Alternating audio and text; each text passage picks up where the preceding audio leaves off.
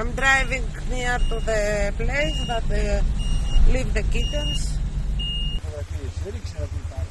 Τι να πω ρε παιδιά, μέσα στην πλημμύρα αφήσαν τα γατάκια εκεί. Δεν έχω άλλα λόγια πια. Δεν έχω άλλη αντοχή όμως.